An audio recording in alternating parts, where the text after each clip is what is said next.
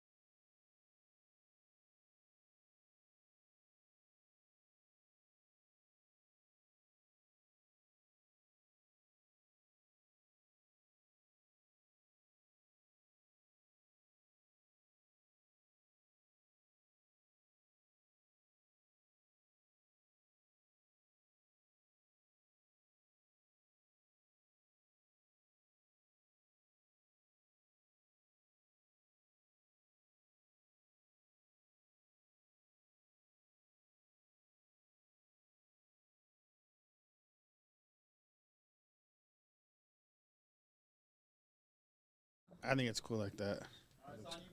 All right, let's go. Is this not your face? And we are live. You can catch us on a lot of platforms today. You can catch us on YouTube, Twitch, Rumble, and that's it right now, huh? And your mama's pager. No Facebook. We were working on Facebook. We have a little problem with that. But don't forget to like and subscribe. Yeah, don't forget to like and subscribe, and we'll be right back with you, Howlers. We'll be right back.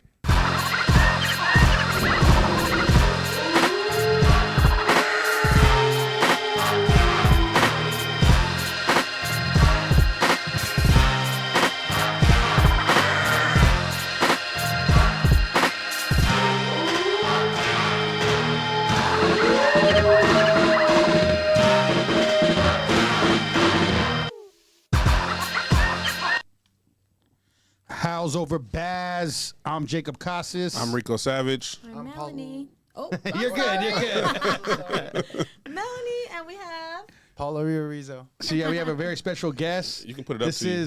This is a fight segment. So we have a fighter that was fighting in King of the Cage, and probably a lot of other fight. Dude, I can't even think. It's of okay. It. Just go. Promotions? Yeah. No. Right now, I just fought 3 times for King of the Cage. Okay. Just King of the Cage. Only fights ever? Yes. Okay. I've competed jiu-jitsu, but all of my fights are at King of the Cage, yes. Okay. So tell us a little bit about yourself and who you are and what you do then. So I am a fighter fighting out of Sequence MMA out in Norco, California. And I started off with jiu-jitsu. I started competing jiu-jitsu as a white belt 3 years ago. And I just kept going.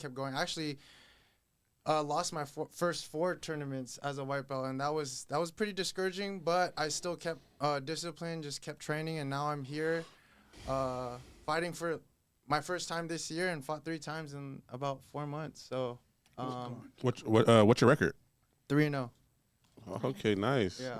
Okay. And then your first fight was how long ago? Like the first time you fought, when was it? It was August 2024. Yeah. So. Okay. And then I fought. recent. And then I fought again in October. Oh, last year. So, No, this year. oh, I'm thinking it's 20. My 2024. bad. I'm ahead of time. Sorry, I'm moving fast. Sorry. So I fought in August. I fought in October, and then I fought in November.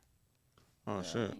So no. 3-0 already. So just Yeah. August this year. So when pretty okay. good. Go ahead. When it comes to I know boxers, I think after a fight they have to take off like 6 months before the next fight. Right. How was it for MMA? For me, it was a little quick because I was able to get out in the first round, the first 2 fights, Oh shit. and so my coach was like, "Hey, I think we should get you another fight by the end of the year. At least have 3, and then just call it a year, rest up, enjoy the holidays." So, And they were TKO tap outs. so the first 2 were TKOs, and then the last one I won by decision. Okay. And did you plan it that way, or did it just happen? Can you let us know from the first one and the second one? And So the first one, my first fight, I was just ready for everything. The first thing I didn't expect too much. I just was like, I'm gonna be ready for anything that was thrown my way.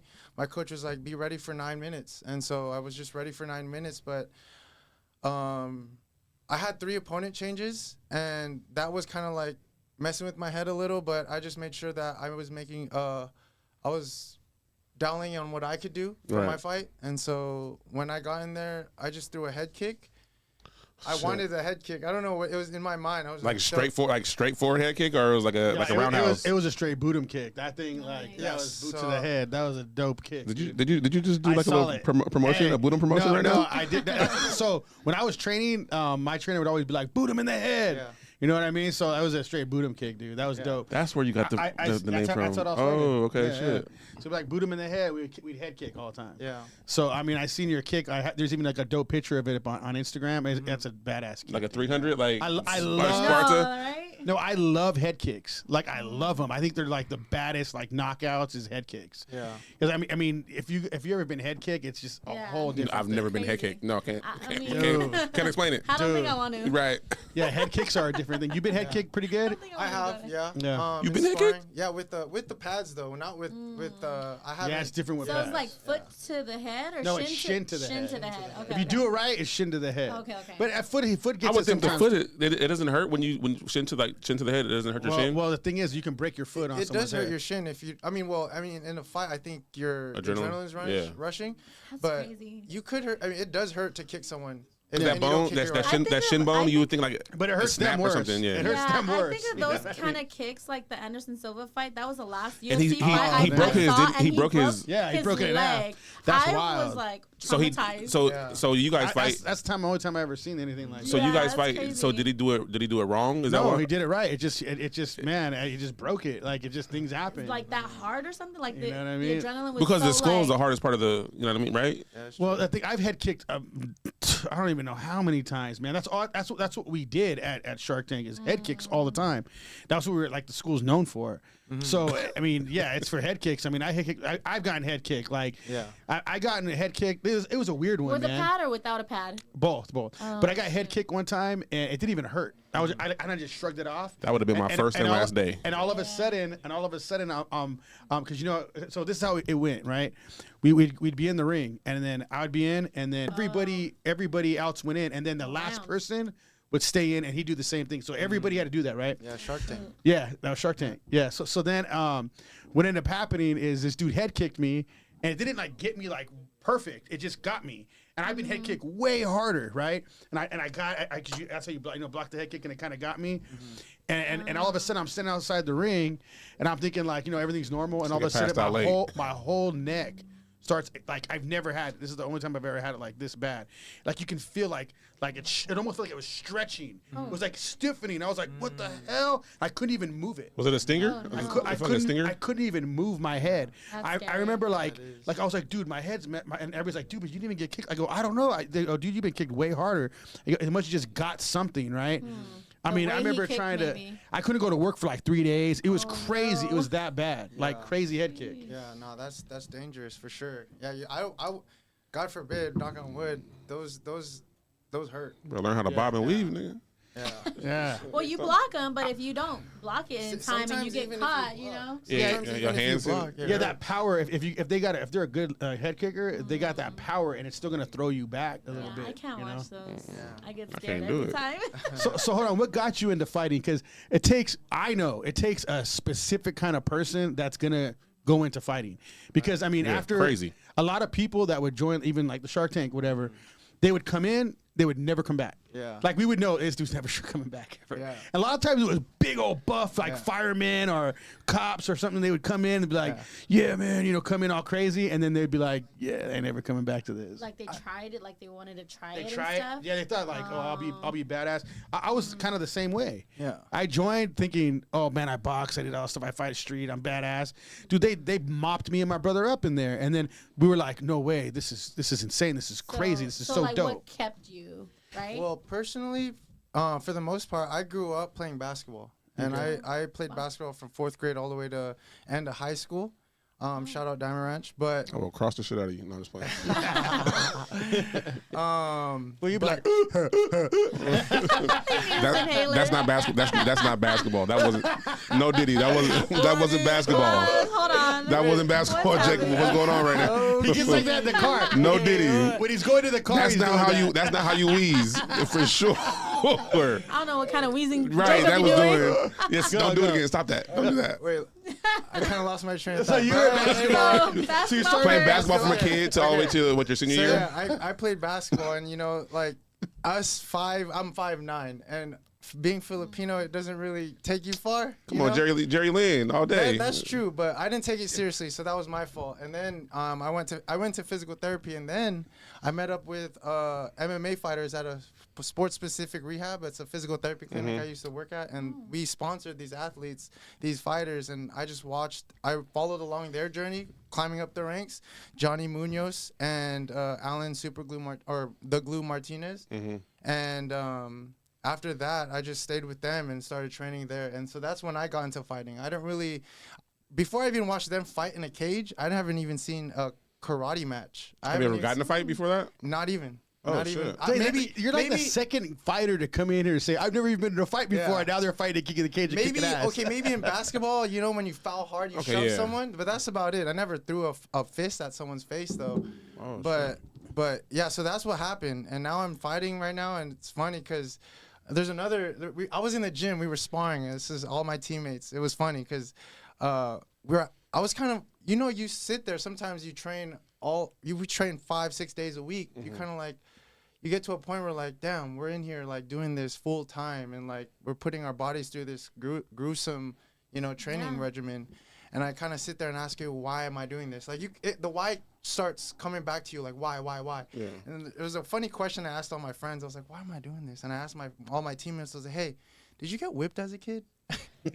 And literally every single person I asked said they got whipped as kids. So I think that's another reason why I feel like it's Maybe, yeah, because I got whipped as a kid too. Come on, that's beat. yeah, it's all good. I mean, it makes us That's why who it's we a little are. deep down, yeah. Yeah. But it just like to spar 2 times a week, get hit in the head, punched in the face, whipped on your legs, like all of that Yeah. stuff. Get winded from a liver shot. All of that I feel like is all. What I wanted to ask though is, okay, you go your first day. Did they give it to you that first day? Like were they? Yeah. So what made you come back then? Because that's the Okay, difference. okay. The person that comes back is because I see, like I said, I've seen a lot of guys just show up and Yeah. like thinking they're badass, never show back up again. Well, my why, because I came in there, is like growing up, I wanted to be a professional athlete. I always wanted to go through basketball. I put my best foot forward in basketball. Every time my dad would take me out of sports, I'd be like, it would bother me a lot. But then, you needed to do something. Like, yeah. I didn't get the college scholarship that I always wanted. And, now that I've met with these fighters and I have a great group, a great coach that guides me, I'm in this avenue where I can take it somewhere. And so that's why I come back every day and pursue my dreams, my goals. So you said your first fight was in August. yes. And when did you start training? How long did you have to train before you could fight? I was training jiu-jitsu 3 years and competing jiu-jitsu. okay, And then, but ever since I started training jiu-jitsu, I was doing a lot of the striking, the wrestling classes we offer at Sequence MMA, and Brazilian jiu-jitsu. So yeah. Okay, nice. Do you plan on making it a career, or is it just something that you're doing just to stay active? I do plan on making it a career, but I am also a firm believer in God, and He has the steps for me, or He Right. plans my life. So I do plan. I have my plans, but So that's what you build your foundation on. That's something we ask a lot in this podcast. I do notice that. Yeah. Yeah. No, I do. I have a firm faith in God. Yeah. That's so, great. So dude. whatever path he has, that's the path you're gonna Right. take. If it's in your If He takes my legs out tomorrow, I'll be like, okay, what's next for me? Yeah. right. Yeah. That's Gotta go dope. with That's the dope. flow. Yeah. So did you grow up in church, or I you? did. I you did. did? My parents took me to a Catholic school and church all 8 years of my elementary and middle school. And then I told Rico that I did go to APU after. So but there is a point in my life where I did lose my faith, and I went down a hole that, I went to a dark place. And so, but God always brings me back. Why was that? I just got into the wrong influences. You know, I mean, I don't blame anybody around me. It's just what I got influenced by. And what brought you back to him? Reality, I went to school again at APU, and when I had to go to chapel 3 times a week, I had to really just hone in. But it brought me back to him, you know? Kind of like whipped you back in shape. Pretty much, yeah. So what do you think that was? Because there's a lot of people that can even hear, you know, like go to church and they read the Bible or just hear it, but they're not like thinking, okay, this is my God and I'm going to follow him. And just like you're saying, you know, what keeps you on that? Yeah. No, I do have a lot of friends that I talk to. You know, it's tough for them to have like a firm belief in God, but I know that God he works in mysterious ways. Whether you are following him or not, he's still there for you. I believe that there's certain parts of each and every person's life where they do follow God and they finally turn to God. Sometimes people, you know, it happens at 80 or it happens at 60. You know what I mean? It doesn't matter. But there is a plan for each and every one of us, and I think it happens at different parts of our lives, you know? So I've been that Christian or that firm believer that tries to push, you know, the agenda on someone about their faith. But I've realized it's not about pushing that anymore, because then it pushes them away mostly. So it's more of just trusting in their process for their life. I think too, like even being like with your walk, you just have to be that example for someone. Amen. Because I feel like if you're the example, they're gonna see the work, you know, as opposed to you telling someone, oh, you should do this and this is what God has for you. You know what I mean? Amen. I feel like when you're showing and it's living proof, that's when people are gonna believe it and gravitate to that more and want to do. You know, for themselves, what you're doing for you. Because they already doubt. You know what I mean? Right. Because you know what I mean, it's like I've never seen God before, or they always have their, you know what I mean. But we're all walking billboards for God or for whatever you want to. You know what I mean? For anything, so you got to walk that right way. I think that's great, man. Because I mean, we talk about everything on here, you know, and I believe that that's the only truth in this world. You know, so everything else is going to burn at the end of the day. Amen. I feel like it's a good foundation to have in general with whatever you do in life. Like, you know, It all goes back to it. You can always fall back on that, you know. Yeah. You can't fall back on a lot of people because For they'll sure. fail you, you know. Exactly. So you implement that into your fighting too. You're like, I do. Yeah, I do. I mean, there was a lot of times at night where I had to think about why am I doing this, and like getting knocked out, thinking about that, getting knocked out or getting choked out in front of a lot of people. You know, I had to get over that fact, but I always just surrendered. Like I was like, God, if this is what you want me to do, you're gonna keep me in the gym. You're gonna keep me doing this. You're gonna put another fight in front of me. You know, so if that's the case, then I'm gonna do it. you got mad skills, dude. I was watching your stuff. You got mad skills. That kick was like one of the highlight kicks that King of the Cage puts out there. Yeah. That kick was so dope. You guys gotta check it out after. yeah. Yeah, It was thank badass. you. I appreciate that. Yeah, man. Do you see like if it wasn't your calling, what do you think you would be doing? If it wasn't my calling, if I didn't follow what God had for me, I think I'd be a physical therapist right now. Sports? I'd be going to. I would have went through school. I would have just followed along that path. Oh, so you stopped. Because I did get a bachelor's in kinesiology. Okay. And I was going to take the prereqs, but when I was taking that prereqs, there was no fire in me. Like, I woke up every morning going to my classes, and I was like, I don't know if I want to do this for the rest of my life. You got a fire in you in MMA, Yeah, huh? I wake up every morning loving life Excited. that I live. Nice. Yeah. How did your family feel about that? I don't know if you're close with family and That's a, you know what I mean, Support. like support. So like I know when it comes to parents, like, oh, you're dropping out. Like, what do you mean for fighting? Yeah. I didn't drop out. I did graduate, but shout out my dad because he does support me, even though he doesn't agree exactly that I'm in this. He does support me, and That's good.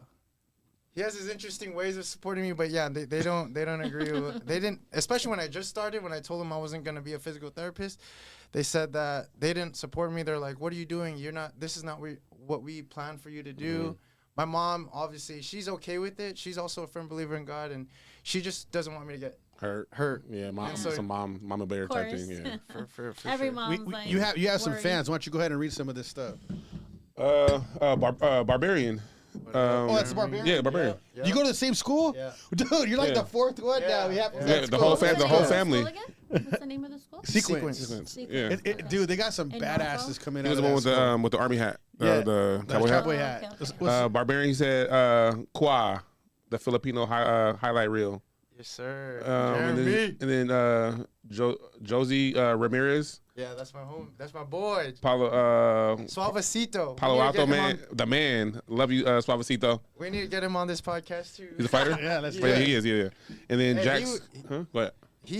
We need to get him on this podcast. Yeah, let's do it, Yeah, man. right in. DM us. And then it says Jax Cook, Palo Alto. Hey, Jackson's one of the guys coming out of. Palito, my bad. I said it wrong. Jackson's one of the guys coming out of sequence that's also gonna be fucking trouble. Oh my bad. No, you can cuss. He's gonna be. He's Yes, gonna be $5 in the jar right now for Kevin. $5 in the jar. Sorry, jar. Right. He's gonna be trouble. It's too. only he's the only one who gets in trouble. Right. He's in high Shit. school right now, but he's wrestling for Narco. He's gonna be trouble. Oh, okay, he's in high school, huh? Yeah, but he's a big kid. He's weighing like 180. Oh, I shouldn't put that information out there. But yeah, he's a big kid.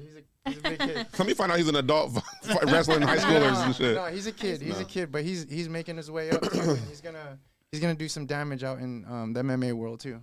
So what do you think is next for you? Like the next step? What do you want to see out of this career? For the next step, my coach has plans for me. I just follow him, and he wants me to fight another five times next year. So, Okay. we have 5 fights. Well, I mean, he's knocking motherfuckers out in the first round. That's what he was saying. Like, hey, that's crazy too, because like Sequence is no joke. We had so many people from Sequence on here, and they're all badasses. Yeah. what has everybody won? Like, Everybody that we had yeah, on, yeah, everybody yeah, won the Sequence. fights. And the reason why we're all badasses is because John Munoz lets us be us. And I think Jake said that. Jake Toburin, the butcher. Yeah, Jake. he was the last one just on. Okay, yeah. John lets us be us. Like, so he has his criteria. I want you to do this, and that. But at the end of the day, he knows we all have our different styles, and we're developing different styles. And, so he lets us be us. And at the end of the day, too, we have good role models. Johnny Munoz, Kid Cavenbo, and Alan Super Glue Martinez. And Johnny's girlfriend now is Fernanda. She's a Latin champ out in she fought in Tijuana. She fought in Lux Championships. So she's another role model for us, and we see her and we see where we want to be because we can see them doing it. Exactly. How long has Sequence been around? Ooh, that's a good question. I don't know exactly. Because, dude, like the way like this school comes out is just like a badass. Producing winners. I just know Sean Strickland grew up from there. Okay, yeah. So he's one of the like he's a badass. Bobby Green, all of them they grew up with John Munoz. So when you're talking about like he lets you guys be you, I know like in a lot of times like in any other sports, say basketball, the coach wants you to run a certain play, you got to run the play. He'll get mad. Yeah. So with you guys, when it comes to MMA, it's not like I want you to do this and this and this. Yeah. Like he lets you have free range on like how you want to have your game plan. Yeah, I think another reason why we're so good is because John is there every step of the process. There's some MMA gyms that are only there for when you get to the UFC. But John, he's there for every step of the way for us. Closer. He's there for every step of the way for us. So when he knows he starts to know our game as we grow. So That's good. so then he knows, okay, let's do this, let's do that. He'll collaborate with you versus like an tell active you. mentor, Right. Yeah. That's actually watching and paying attention. Your last fight, did you like? Was it your plan to do stand up, or did you plan on going? My last fight, I knew he was a striker, but my plan was to take him to the ground and I did that every single round. Yeah, and but I do study my opponents a little bit, and I just want to know where they want to be. Right. So then, where can I capitalize and get the win from wherever they are? That's what I was going to comfortable say earlier, because I know you mentioned one of your matches, you had to reschedule 3 of the fighters that your opponents, right? So I know, like, a lot of you tape. had mentioned it was messing with your head because you probably want to prepare and know, like, what you're kind of getting yourself into, too. So Yeah. It sounds like your school though, like just keeps you ready. yeah, That's what it sounds like. It doesn't matter like if they switch them on you, Right. like Yeah. they just keep you ready. Yeah. You know. Yeah, especially at the amateur level, they just know prepare for anything. prepare for anything. Like, just be ready for 9 minutes. That's it. So what do you like more? Do you like stand up? Because you say you did jiu-jitsu for 3 years. So do you like stand up or ground more? Because you're like killing it standing up. Yeah, I feel like because I've trained everything at the same time, like the levels of my striking, my wrestling, and my jiu-jitsu are all coming up kind of like very similarly. You know, but I did have a lot of jiu-jitsu competition experience, so I feel like I'm a lot more comfortable, and my condition is grappling, because I did an IKF event and I did 3 rounds, and I was gassed because it's all just standing. So when I was just striking, I couldn't grapple. I was so tired. But then when I had that 3-round match at King How'd you do with that one? Did you win that one? I did. Oh, IKF? Yeah, I did win. So just a winner. It's winning everything. But I noticed that I could find myself resting a lot more. Yeah. I'm comfortable being able to grapple and just be there and control my opponent. I would think wrestling. I would think wrestling is like more strenuous. You know what I mean? Like, dude, throwing kicks is a lot. Like when they put you on those Thai pads, it's probably like the worst workout ever, huh? Yeah, and if you're not comfortable and you're not used to throwing strikes, you can gas yourself out. Yeah. Well, a lot of times when they fight you kind of hold your breath when you're striking. Yeah. A lot of fighters just like forget, like, because they're like, even the ones that are really good, like at training, like when they fight, it's like, because you're holding, because there's a lot going on. Or be like Mike Tyson and bite your glove or something. Well, no one wants to get hit, so you're kind of holding your breath because you don't want to get hit. Trying to anticipate it and shit. Exactly. Yeah, you got to get used to it. After it takes a little time, and sometimes people just don't really get that used to it. When did you get used to it? Because like you said, no fights, not growing up, nothing. Like you just wanted to start punching people or get punched on. What really helped me was being in the back for a lot of my teammates who are amateur fighters. So before I fought, I was back there with a lot of my teammates. I saw my teammate Freddie Johnson. He used to fight at King of the Cage. Josue Ramirez. Jeremy, for his first fight, I was back there with him. So like being comfortable in the back and seeing them fight. You guys got beasts back there though. It's crazy. Like I love it. Like kind of like low key. Like it was a long time ago, Shark Tank, but that's how it kind of felt back then. Like there were just a bunch of beasts in there, right? It seems like that sequence is just a bunch of beasts. Motivated you just seeing. Yeah. Do you remember the first time you got punched in the face? Yeah, I remember the first time I got rocked.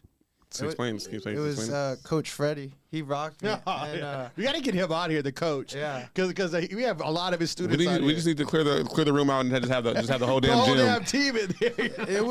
I got lit up because I was a white belt at the time. I was literally a couple of the first months I came in, and they I decided, hey, I'm going to start sparring. And so then I got rocked. I remember standing there and just saying, oh, my gosh, the room was spinning. I'm rocked. And he punched you or kicked you? So it was like your first time really sparring? Or yeah.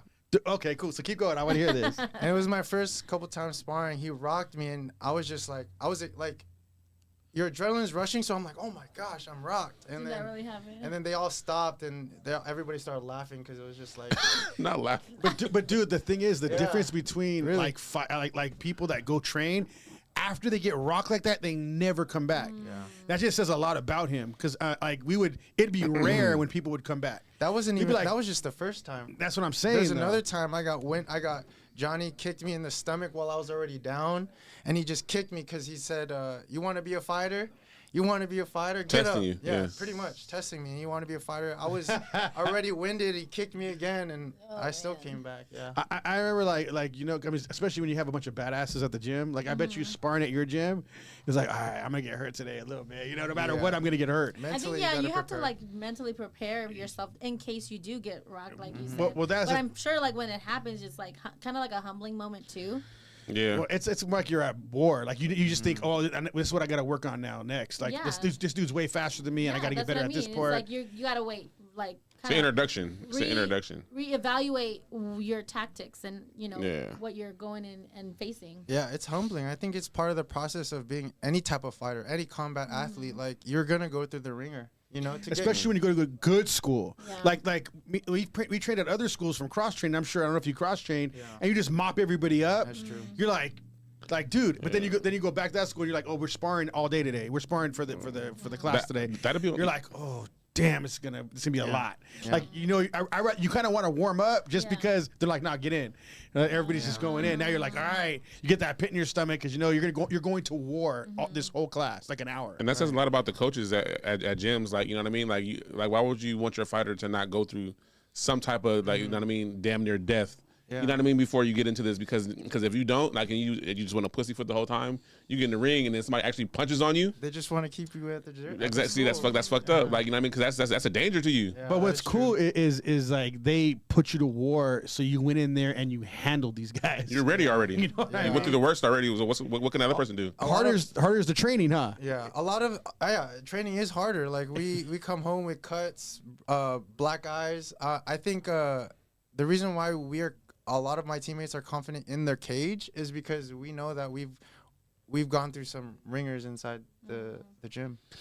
How does that make you feel? Like, I mean, the world's not the same anymore. There's not a lot of people just trying to fight in the streets, but like people overlook you on the streets, like, oh, like they have no idea what you can do to them. You know what I mean? Yeah, I think like I have a coach Bowser. He always like says I'm a nerd because I got the glasses and stuff. Like he drives a Mini Cooper and he's always just like, he's like, yeah, no one ever because he's a black belt and no one expects me to be like able to beat them up because I drive a Mini Cooper and I have glasses, you know. But yeah, I feel like people can overlook me, but I don't mind. I mean, at the end of the day, I think I don't look to fight on the streets because I'm not getting paid, nor do I know what they have. They can have a knife. They can have a gun, so, exactly. But you're confident in your skill set. Yeah, that's true. So you're like, I'm not gonna try to fight them. I'm gonna try to knock them out quickly. Yeah. If I was to fight on the street, but I think really, go ahead. I think I know because I train. It calms me down. I've learned to hone in my emotions. I think that's the biggest thing about training is because when you're in a position where someone's trying to mess with you. I think you can gather your emotions a lot better. You're disciplined. And not be able to douse the fire versus fuel the fire, you know? Right. Yeah. Have you ever got messed with on the street, though?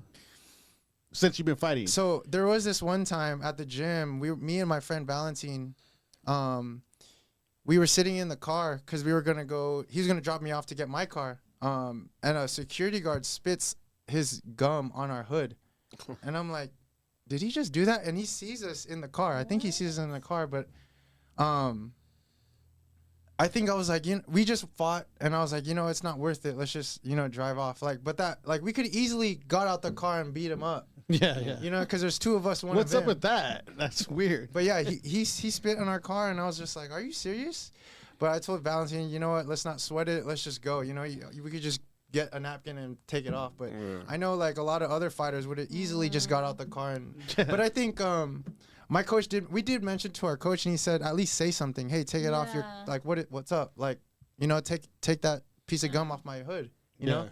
So I did learn that I need to say something at least. Yeah, don't get punked. Like, talk mess to these dudes. Right. So I did that. I did learn that. Because yours is the opposite. I mean, like people who don't know how to fight, don't know how to fight, never fought, and then next they get that ability. Yeah. You know what I mean? Like they will tend to walk around like the tough guy and always want to fight.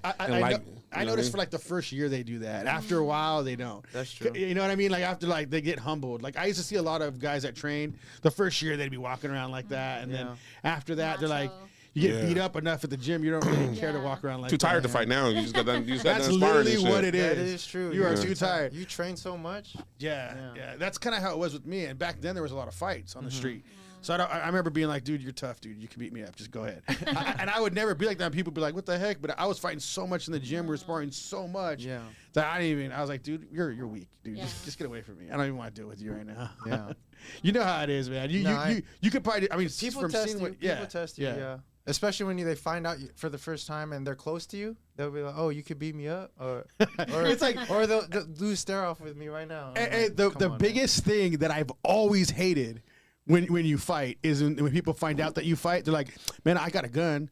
Like, do you think that it's not a fair fight. when they say that though, you're not gonna get to it. No, but this is what I always told them. Like, dude, who doesn't? You know what I'm saying? But I might be faster than you now because I fight. So who's gonna be faster? Like, but why are you saying that? Like, that's when you know. You just sound like a bitch. Like when you say some shit like that. I hate that, man. I always used to hate that. Like, dude. Yeah. I'll take an ass with any day. That's like the norm, huh? That you get pie all the time, huh? Yeah, for sure. Yeah. It's wild when people kind of say Bring a stuff gun. like that. I got a gun. That's like, dude, everybody has a They gun. didn't stop making Right. yours when they made my come on. But do you did you fight? I mean, no, did you wrestle in high school?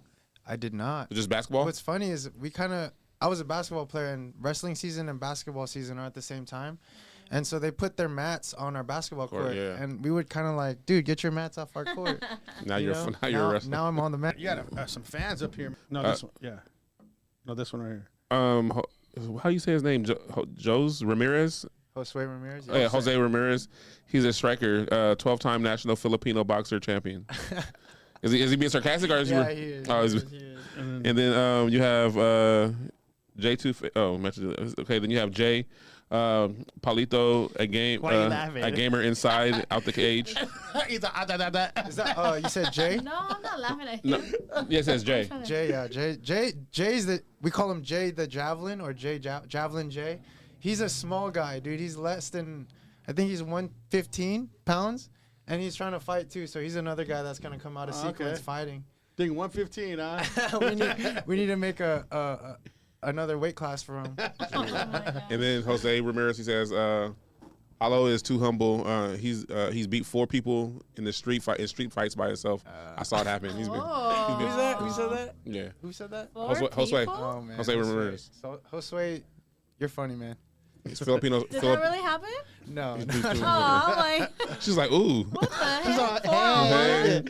She's like, hey, man. Filipino sniper, the best striker in King of the Cage. Damn. That's what he said. Josue. I appreciate you, Josue, man. My guy. So when they told you to find King of the Cage, like, did they just come up to you and ask you, and you were just like, yeah, or were you kind of like thinking about Nervous? it? Or whoever When told you found out you were gonna fight, your coach, right? Probably told you, do you want to fight? King I of the was Cage? nervous when I found out who I was fighting. When I got the date, I was like, okay, cool. When I found out who I was fighting, that's when like it gets real. You know, now you know who you're gonna fight. You know, he has a style.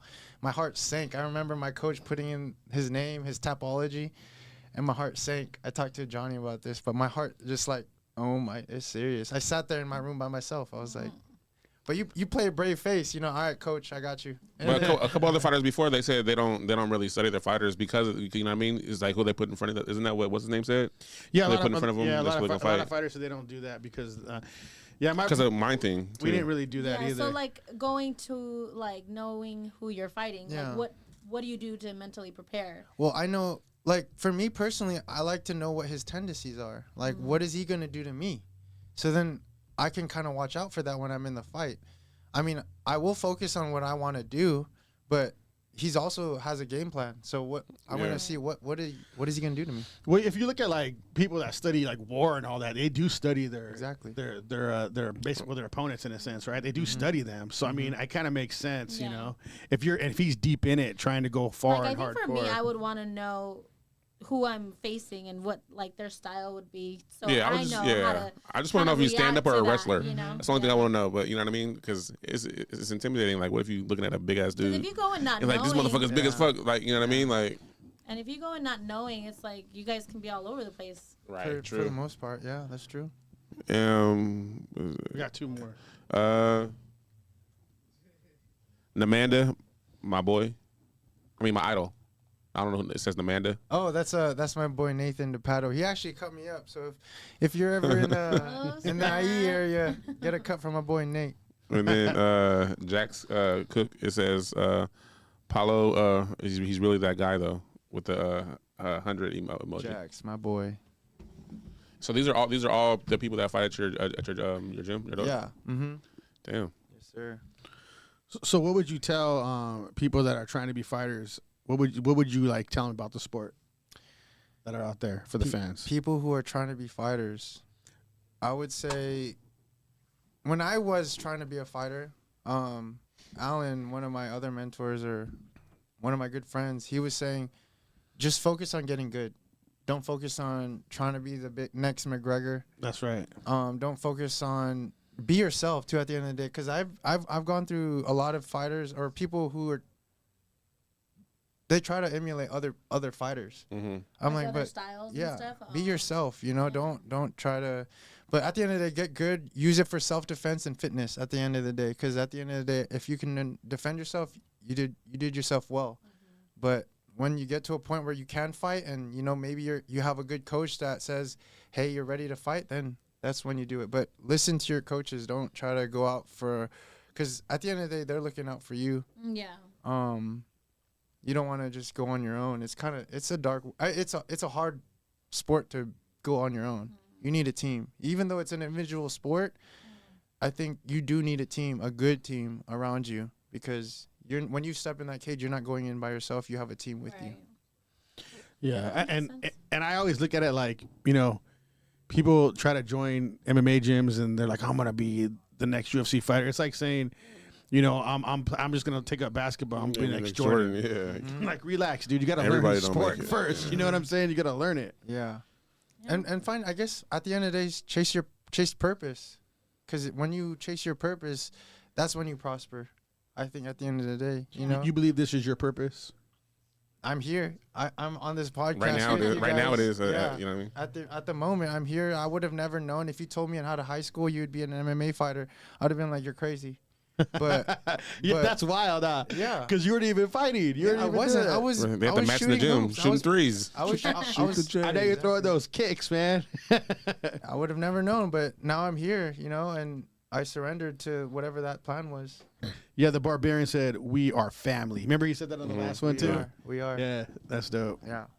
Are you? When do you have any upcoming fights that you know of? Or so a lot of us are actually going to be on the Reno card in February.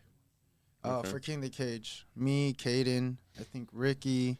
Ricky should be on this podcast, dude. I'm just shouting it out. All right, dude. We'll take you guys in, man, because you guys got a badass school. We do. You know, I like taking you guys in because I'm seeing all you guys are kicking ass, dude. I think we should take the podcast to the gym, like do it on the mat. I think we talked about that before. That'd be dope. We could set something up. And have like a bunch of you guys, like have like whole team, and all, you know what I mean? Let's talk to John Munoz. Yeah, I'm down for that. Because damn, that'd be dope, dude. That'd be dope. So go ahead. How is your training regimen like? So say if you have a fight, like what is it like for that month? Or how is it like for into the day of or the week of? So we actually have made some changes from the first time I fought to now. We've actually implemented a lot of strength and conditioning. A lot of our mentors said that I think we needed strength and conditioning. So we do that 2 to 3 times a week. We do sparring twice a week. We do a wrestling class, a jiu-jitsu no-gi class, and we do striking classes. So we kind of go through the whole thing. I want to say I get through maybe 2 to 3 sessions every Monday through Thursday, and then Friday, Saturday, Sunday I'll do 1 session and kind of give my body a rest. So 7 days a week for you. Look at the chat, the last chat. 6, 7, yeah. Damn, and then as far as like, what weight class are you? Or what weight do you fight? I fight at 145. Test. Can you guys hear us? They're saying the sound ain't working on the chat. I can hear us perfectly. Well, We'll see what happens. What they say. But go ahead, keep going. Can they hear us? I don't want to. That's what. It I don't want to keep like. going, and they can't. You know what I mean? If anybody can hear us in the chat, put a thumbs up. No, they're saying exit out and get back on. They're saying it's maybe their connection. No, but it's 2 different people. Now, sound ain't working. Exit out and get back on. YouTube. On YouTube. Oh, we're good. Hey, we're good now. All right, cool. I didn't change anything, so yeah. Maybe it was just the stream, you know. My bad, guys. Technical difficulties. We'll keep rolling though. Where was it? And then how was the diet part or the food part? So yeah, I try to stay. I base my diet off of, especially if we're going in camp. I kind of dial in, make sure that I'm getting my protein, carbs, and fats. My main source is chicken. You can never go wrong with chicken, avocado, and rice. Everybody's gonna make fun of me for that. All my sounds good shit. But yeah, that's mainly what I eat. My brother's like, every time I'm camp, he's like, "Oh, you're back to chicken and avocado." Mm-hmm. Yeah, so I stay strict to that. Yeah. Would you ever go up a weight class? If I put on size, I mean, if it makes sense, I would. But right now, I'm chilling at 145. Okay. Yeah. And then your next fight is going to be in Reno. When is it? So everybody can know. February. I believe February 15 is the actual date now. Yeah. February 15th. February Isn't that Valentine's Day? February 14th. 14th is Oh, 14th. Valentine's Okay. Day. I was like, Probably that weekend. fighting love. Fighting love. Uh-huh. Nice. And then, so what? No, go ahead. When I you was just making sure everything was good. So just keep rolling, guys. for when it comes to fights, and who picks the fighters as far as like the school? So like when it's like, you know what I mean? Like if it's 10 people, who picks who fights? Like is it like your turn or Like my teammates? yeah? Well, there's obviously a lot of criteria. I mean, it depends on the fighter too. At the end of the day, if they want to fight, then my coach is like, all right, let's get you on a fight. Let's get you on the card. But yeah, my coach at the end of the day looks at how we train. Obviously, he's there every day, sees us training, and he's like, okay, you're ready. You guys. Pretty much. He's like, yeah, you're ready. Let's get you on a card. How do you feel? He's always constantly asking us how we feel, what's our weight. You know, those are some of the questions he's always asking us. You trust your coach, huh? For sure. We do. Yeah. Your friends in the chat fighting. They're arguing in the What did they say? What did they say? They're just clouded because you know The sound. He's like he goes, hey, fix your phone. Like they're making fun of each other. Uh-huh. And Fuck then your there's phone. three thumbs up, and yeah, they're just clowning each Talking other. crap to each other. That's funny. That's funny. That's why I was laughing earlier. I was like, hey, are we good still? And I'm just checking other platforms and all that. So That's funny. He must got Metro. So what's your family think about it? Like, I know you said your mom, but what your pops? He's starting to like. He's starting to warm up to it. Yeah. You said in the you said After he saw you knock some fools out. Yeah, he was there at the San Bernardino fight, and he congratulated me. I mean, he's on the same boat. Like, if you keep going, you're gonna get tougher opponents. You can get hurt, seriously hurt. But I was like, it comes with the game, you know. Yeah. So. And then especially when you go up in weight class, I hear it's harder too. Like, It is. like on your body, and then trying to have that endurance, that same endurance. harder punches. The weight class that you bigger are people. normally used to. Right. So That's true. it's harder no, punches. I want to give a shout out to my family because without them, it would have. I wouldn't be able to go on this journey. They support me, you know, go to my fights, you know, words of just encouragement, you know, be there for me. And no, a lot of them, like the reason why my name is Paulito is because one of my older cousins, I call her Ate Diane. She was the one who called me Paulito as a kid.